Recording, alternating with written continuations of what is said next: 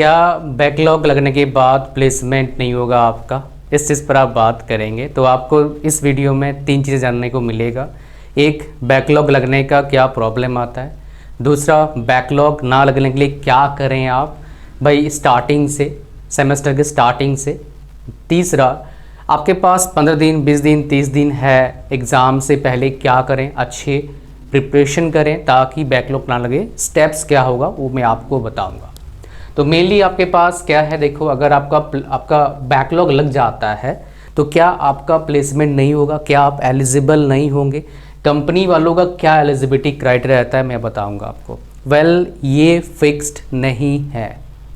बहुत सारे कंपनीज़ हैं जो काइंड ऑफ स्टार्टअप कंपनीज़ होते हैं जो आपको अलाउ करते हैं। इवन आपके पास एक्टिव बैकलॉग है। अब 2 तरह का बैकलॉग होता है, एक होता है एक्टिव, एक होता है आया था, मतलब अभी एक्टिव नहीं है बट आया था कभी, मान लो। तो कभी कभी क्या होता है, कुछ कंपनीज बोलते हैं नो बैकलॉग, मतलब कोई भी बैकलॉग ना आया हो आपका, एक भी बैकलॉग नहीं आया है आपका, वो होता है भाई साहब। कुछ कंपनीज बोलते हैं कोई बैकलॉग नहीं भाई, नो बैकलॉग, कोई बैकलॉग आया है हम अलाउ नहीं करेंगे पूरे 4 साल के दौरान। उसमें बैकलॉग आ गया फिर तो आप एलिजिबल नहीं है।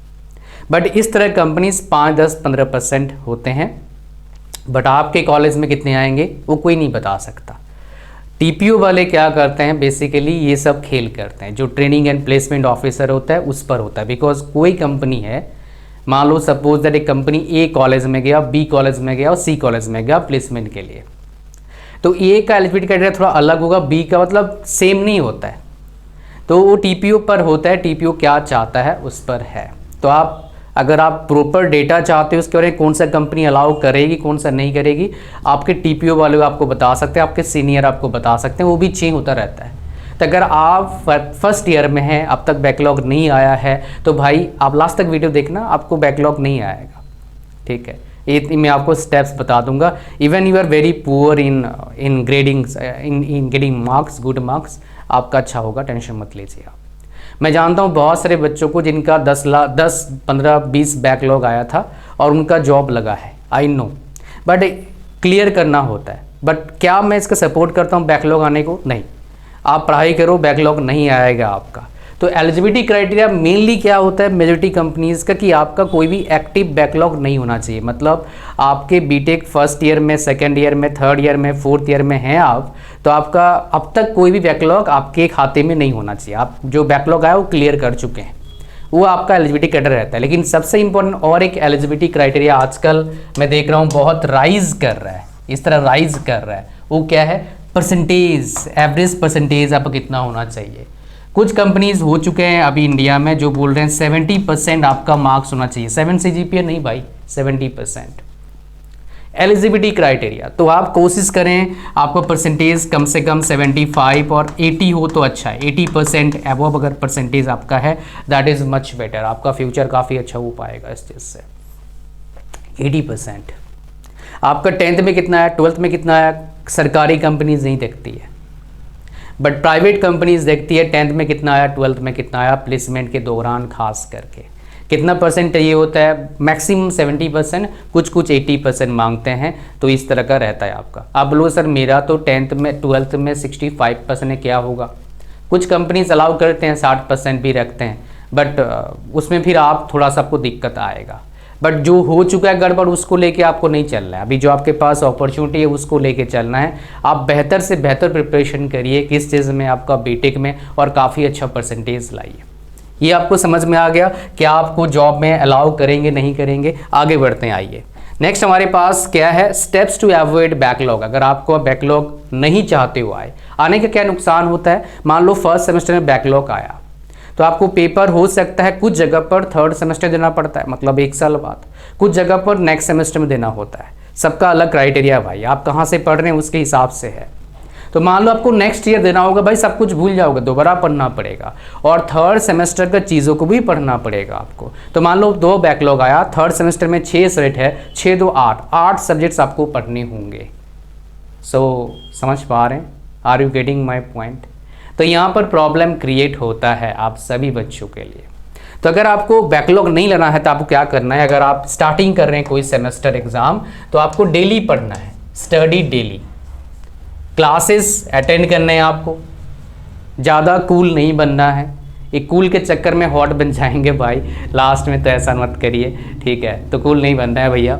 नेक्स्ट मेक नोट्स, आपको नोट्स बनाना है अपना खुद का, ये छोटा सा लेके पीछे नंबर चला जाना, मतलब पीछे जेब में डाल के नहीं, प्रॉपर नोट्स, प्रॉपर पढ़ाई करना है भाई, रेस्पॉन्सिबिलिटी थोड़ा सा लीजिए तभी मज़ा आएगा आपको आगे। आफ्टर बीटेक नहीं तो आपको ये दिन याद आएगा, आप सारे याद करते हैं अच्छे और बुरे दिन, बट आप याद करेंगे बोलेंगे कहाँ यार मैंने अपने पैर पड़ी कुल्हाड़ी मार लिया, कुल्हाड़ी मैंने बनाया तो था मनुष्य ने लकड़ी काटने कुछ और मतलब अपने यूज़ के लिए, मैंने अपना पैर ही चोट पहुँचा लिया और अभी मैं पैर तो है नाम का लेकिन मज़ा नहीं आ रहा है, पैसे इनकम नहीं कर पा रहा हूँ मैं, ठीक है। नेक्स्ट प्रैक्टिस मैथ्स, मैथ्स का है तो प्रैक्टिस करना है आपको। मैथ्स में बहुत सारे बच्चों का रीपेयर आता है, मैथ्स 3 ही सेट पढ़ते हैं, मैथ्स 1, मैथ्स 2, मैथ्स 3, 3 सेमेस्टर पहला, तो बहुत से बच्चों का रीपेयर क्यों आता है? बिकॉज प्रैक्टिस नहीं करते हैं। न्यूमेरिकल सेट्स में रीपेयर क्यों आएगा? बिकॉज आप प्रैक्टिस नहीं करेंगे, प्रैक्टिस करना है। डेरिवेशन जिन सेट्स में है उसमें रीपेयर क्यों आएगा? बिकॉज कुछ फिजिक्स में किसी बच्चों का, कुछ बच्चों का रीपेयर आता है, बिकॉज डेरिवेशन आता है, लंडन इक्वेशन ये सब करना होता है, तो इसमें क्या आपको ना डेरिवेशन भी प्रैक्टिस करना होता है, नहीं तो भूल जाएंगे, बार बार लिख के प्रैक्टिस करना है। और इसमें और एक डायग्राम्स, बहुत सारे बच्चों को कम मार्क्स आता है बिकॉज वो डायग्राम्स अच्छे से नहीं बनाते हैं, वो फ्री हैंड डायग्राम बनाए थे, पेन से बनाए थे, ऐसा मत करो भाई, पेंसिल से बनाओ आप।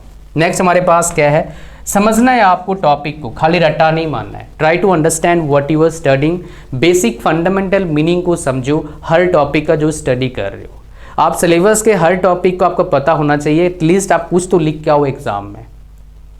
देखो भाई 10th 12th का लिखने का पैटर्न जो था अलग है, इसमें लिखने का पैटर्न अलग है। यहाँ पर इतने मोटा पेज आपको भरना होता है, यहाँ पर 2-2 नंबर के क्वेश्चन कम ही आते हैं, 8, 10, 15, 20 नंबर तक के क्वेश्चन आते हैं, सो टोटली डिफरेंट। इसलिए आपको एक प्रॉपर स्ट्रेटेजी की जरूरत है, प्रॉपर गाइडेंस की जरूरत है, वो मेरे पास है और इसके आगे मैं बताने वाला हूँ उसी के बारे में। क्या 10, 15, 20 दिन आपके पास है तो आप कैसे प्रिपरेशन करें, 30 दिन कैसे है आपके पास प्रिपरेशन, क्या स्ट्रेटेजी होना चाहिए। बट उससे पहले बहुत इंपॉर्टेंट बात जो आपको बताने जा रहा हूँ अभी, जो आपके लिए 90% बच्चों का ही प्रॉब्लम है, 1-2 नहीं 90% बच्चों का प्रॉब्लम है। तो ये सोल्यूशन देने आपको जा रहा हूँ, इसके लिए वीडियो को लाइक कर दीजिए और चैनल पर नए हो सब्सक्राइब कर देना। और अभी जो बता रहा हूँ ध्यान से सुनना, ये खुलेगा तब बताऊँगा आपको। तो मैं भी आपके जैसा ही था, not able to score very good marks in exams, 10th में नहीं आया, 12th में भी नहीं आया। तो मैंने काफ़ी सारे बच्चों को देखा बहुत इजीली 80-85%, 90% मार्क्स आ रहे हैं क्लास टेस्ट में, इवन सेमेस्टर एग्ज़ाम्स में।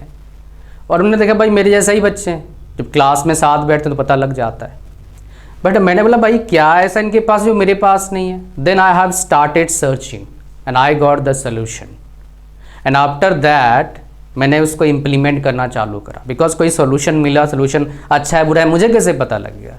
And after that, after implementing I got amazing result my dear. That is what 6 times branch topper, even top in college, even got amazing position। इसका फ़ायदा क्या मिलता है? Resume बनता है भाई बढ़िया सा, लिखते हो वहाँ पर जाके मैंने टॉप करा है भाई, मेहनत करा है, फ्री में नहीं आया है यहाँ पर इंटरव्यू देने के लिए। तो वहाँ पर एक दबदबा बनता है आपका, आपका कंसेप्ट क्लियर होते हैं, आप बहुत अच्छे इंटरव्यू दे पाते हो, सेल्फ कॉन्फिडेंस बूस्ट होता है। समझ पा रहे हैं? तो after learning all the methods I have shared with many of my students in college, in university where I taught.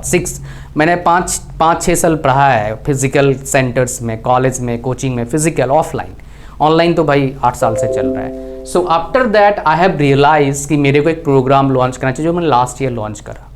इस प्रोग्राम में लगभग आपका 1500 के आसपास बच्चे हैं। इसमें मैंने 3 चीज़ें सिखाता हूँ। क्या है? Speaking, writing and reading.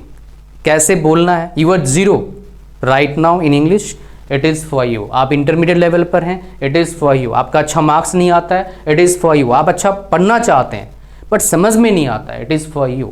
आपका अच्छा मार्क्स नहीं आ रहा है पढ़ने के बावजूद, this is for you. After going through the programme might बहुत सारे स्टूडेंट्स का 70% आ रहा था, 80% आया, फेल हो रहे थे, पास हो गए। मेरे बहुत सारे बच्चों को जिन्हें फिजिकल में पढ़ाया मैंने, वो बहुत सारे बच्चे भाई जो फेलियर टाइप बच्चे थे टॉप कर रहे हैं। So I have shared the strategies with step by step guide in this program. Zero level से बिल्कुल है, बोलोगे सर मेरे पास 20 दिन है, कैसे होगा? भाई आप पढ़ना सिर्फ यहाँ पर 2 सेक्शन पढ़ना, आप यहाँ पर मत आना, फंडामेंटल में मत जाओ इतना आयदा, आप 2 सेक्शन पढ़ना। वो क्या है? Reading section and writing section, that's it. It could be game changer for you my dear. इसका प्राइस अभी कितना है? 800,000 है क्या? नहीं, 499 रुपीज़ है, 50% ऑफ पे चल रहा है। 100 रुपये का और डिस्काउंट दे दूंगा आपको। उसका प्रोमो कोड इस वीडियो के डिस्क्रिप्शन में, लिंक भी डिस्क्रिप्शन में है, मिस मत करना। एक बैकलॉग आ गया आपका, 5-10 हज़ार का फॉर्म भरना पड़ता है, दोबारा पढ़ना पड़ता है। This is the gateway to change it. अभी ज्वाइन करना है, लिंक डिस्क्रिप्शन में। आओ फिर मैं आपको बताता हूँ और एक गाइडेंस देता हूँ। आपके पास अगर कितना है, 30 डेज है और आपके पास लास्ट 30 डेज है, तो प्रिपरेशन कैसे करेंगे? 30 दिन है जी हमारे पास, कैसे करें सर? 30 दिन में क्या होगा? इस पर एक चीज़ बताना चाहता हूँ आपको। जब मैं था, कब? 3rd सेमेस्टर में था, सिर्फ 30 डेज बचा था, ओनली 30 डेज माय डियर। तो मैं गया भाग भाग के अपने सर के पास, जो टीचर्स थोड़े अच्छे थे, जो सुनते हैं बच्चों के पास। सारे नहीं सुनते हैं भाई, है ना। कोई मेट आए, अगर किसी भी कॉलेज में पढ़ो वाला सारा नहीं सुनेंगे। तो मैं ठीक ठाक कॉलेज में पढ़ा था, एवरेज कॉलेज में। तो मैंने बोला सर बताओ, कोई स्ट्रेटजी बताओ, प्रिपरेशन करना है अच्छे से। बोले तो दो सर थे, दोनों बोले अब क्या यार 30 दिन में क्या प्रिपरेशन होगा? सच बताऊं, उस टाइम मेरा प्रिपरेशन बहुत ही बेकार था, घटिया था, बहुत अच्छा नहीं था, मतलब मुश्किल से पास करता। तो मैंने उसको इतना सीरियसली लिया नहीं, टू बी ऑनेस्ट। मैंने आया और जो स्ट्रेटेजी आपके साथ कोर्स में शेयर करा उसको फॉलो करा, and guess what, 3rd semester result आया। मेरे दोस्त ने फ़ोन करा मुझे, भाई तू तो टॉप कर लिया इस बार। क्या बात कर रहा है? हाँ टॉप कर लिया। मेरे को पता मैं अच्छा एग्जाम दिया, मेरे को पता मैं टॉप करूंगा, मेरा 75% लगभग आया था। आप बोलेंगे 75% टॉप कैसे कर गया सर? अरे भाई कुरुक्षेत्र यूनिवर्सिटी था वो, ऐसा नहीं है। 86% मेरा आया था 7 सेमेस्टर में, तो मेरा 6 पोजीशन था यूनिवर्सिटी में। 10,000 बच्चे उस टाइम पढ़ रहे थे बीटेक के। So that is what I am talking about, ठीक है। ऐसे नहीं भाई, किसी भी कॉलेज 9 CGPA तो बहुत नॉर्मल है, उधर 9 भी आता ही नहीं है, बाकी सब छोड़ो मैकेनिकल ब्रांच में। सो 30 डेज में कैसे प्रिपरेशन करना है? प्रॉपर रिवीजन करना है। रिवीजन प्रॉपर करने के लिए आपके पास शॉर्ट नोट्स और प्रॉपर नोट्स होना बहुत जरूरी है। नहीं है तो भरना चालू कर दो डे 1 से। स्ट्रेटेजी क्या होना चाहिए भाई? आपके पास सिलेबस है, एग्जाम पैटर्न आपको पता होना चाहिए आपका। You must know your exam pattern, कि क्वेश्चंस कैसे आते हैं, कितने चैप्टर्स हैं, कितने यूनिट्स हैं, कितने सब्जेक्ट्स हैं, कौन से डिफिकल्ट सब्जेक्ट्स हैं, कौन से आसान सब्जेक्ट्स हैं, किस में न्यूमेरिकल आता है, किस में डेरिवेशन आता है, किस में थ्योरी आता है, किस में तीनों आता है। ये सब आपके पास आपको पता होना चाहिए। बेस्ड ऑन दैट आपको क्या करना है? प्रिपरेशन स्ट्रेटजी लगाने हैं। आपका मान लो क्या है, न्यूमेरिकल है, डायग्राम्स है, प्रैक्टिस करना है, क्वेश्चन डेरिवेशन है, प्रैक्टिस करना है, शॉर्ट नोट्स है, बार बार पढ़ना है, बार बार पढ़ना है, समझना है, पढ़ना है, समझना है, पढ़ना है, समझना है, पढ़ना है। ये आपका रिस्पॉन्सिबिलिटी है भाई। अच्छा मार्क्स आएगा, अच्छा जानोगे, अच्छा पढ़ोगे, लाइफ अच्छा आपका अच्छा बनेगा। सिंपल सी बात है। मैं अपने ऑफलाइन जहाँ कॉलेज में पढ़ा उनको ही पता था भाई, अभी बढ़िया पढ़ोगे ज़िंदगी भर मौज मारोगे। अभी टाइम पास करोगे, सोच रहे हो हम कूल बन रहे हैं, सोच रहे हो हम 10 मिनट में एग्जाम हॉल से निकल जाएंगे। भैया आपका बेड़ा गर्क होगा, आपका बुरा होगा, किसी और का नहीं होगा, है ना। तो प्लीज़ ऐसा मत करना भैया, ठीक है। Next, group discussion. आप अगर 2-4 साथी हैं जो अच्छे हैं, पढ़ना चाहते हैं, आपके जैसे हैं, लाइक माइंडेड हैं, आप ग्रुप डिस्कस कर सकते हो। कोई टॉपिक समझ में नहीं, चलो भाई इस टॉपिक के बारे में बात करते हैं, ये टॉपिक क्या है, क्या बोलता है। तो मेनली आपको एक सीक्रेट चीज़ बता के जा रहा हूँ मैं, लास्ट तक वीडियो को देख रहे हैं इसलिए। तो जब भी आप कोई एग्ज़ाम का प्रिपरेशन कर रहे हैं, बीटेक एग्ज़ाम का, तो यहाँ पर ध्यान देना, यहाँ पर बात है कुछ चीज़ों का, हर टॉपिक का क्या चीज़ें हैं मैं आपको बता देता हूँ। यहाँ पर 5 मेनली चीज़ें आता है। लास्ट में आता है एप्लीकेशन, बहुत इंपॉर्टेंट है। बिना एप्लीकेशन का बीटेक बेकार है। मतलब क्या है, बीटेक का जो भी टॉपिक पे के बारे में एग्जाम में लिखेंगे उसमें अच्छा मार्क्स नहीं आएगा। दूसरा 4th नंबर क्या है, डिसएडवांटेजेस या लिमिटेशन। डिसएडवांटेजेस ये आपको पता होना चाहिए उस टॉपिक का, डिसएडवांटेजेस क्या है। फिर फ़ायदा क्या है, एडवांटेजेस क्या है, ठीक है। फिर कोई डायग्राम है इसका, वर्किंग है, कोई वर्किंग है, ठीक है, कोई प्रोसेस है उसमें, वो आपको पता होना चाहिए। और पहला definition, what is it, definition भाई ये टॉपिक है क्या, व्हाट इज इट, ये पता होना चाहिए। अच्छा एक बार पढ़ेंगे याद नहीं होगा, 2-4 बार रिवीजन करेंगे, समझेंगे क्या चीज़ है भाई ऐसा। So these things, if you know about any topic, all these things, my dear, job is done. Job is done properly. थोड़ा सा यहाँ पर और भी आता है, जैसे प्रोसेस में फॉर्मूला आ गया है ना, कुछ डेरिवेशंस आ गए छोटे छोटे, ये सब आते हैं। बट मेनली अगर ये आपको पता है तो भैया बहुत अच्छा स्कोर कर पाएंगे एग्ज़ाम में।